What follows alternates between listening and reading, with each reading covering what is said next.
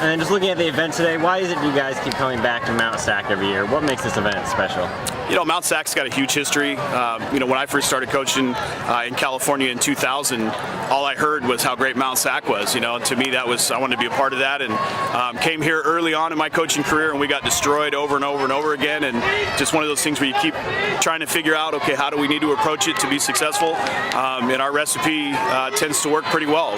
We've got them trained at a mindset and at a level that they can come out to Mount Sac without fear. And the only way you're going to be successful here is to be unafraid of the course.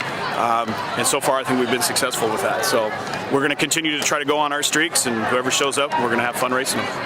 And of course, your team did incredibly well today, and we kind of expect that how good they are. Who are some athletes on your team that surprised you with how well they did? You know, Justin Ipe in the JV national, the varsity race, had a really big race for us. He's normally our number 4 or 5 guy, and he ran 3rd for us today, but ran a really strong race at 15:21. It was a little bit warmer this year than it was last year, so you know the times were a little bit slower than last year's times were. But he ran a really good race, so I would look for him.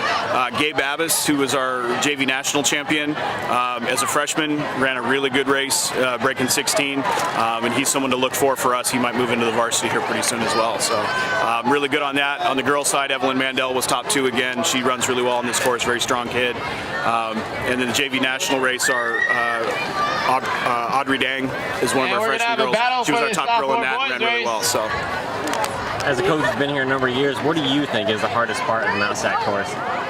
You know what? I think it just depends on the strategy you use. You know, if you go out hard, then the last mile is really rough.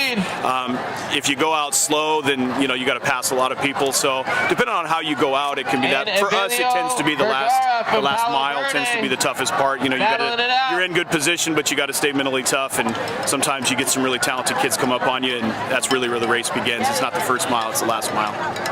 And we've been asking everyone to bump into at this meet, but why is there a cow in the Mount Sac logo and on those banners?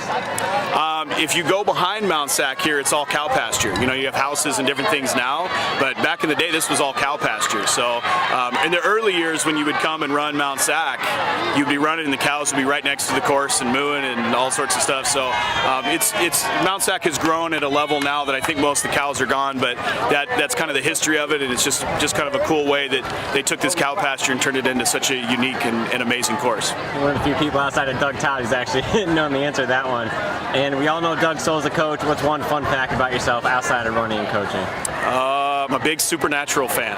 The TV show Supernatural, I watch it all the time. My wife thinks I'm crazy because I'll just watch it over and over, but if you haven't watched Supernatural, it's a great show. Awesome, thanks. Appreciate Thank you. it.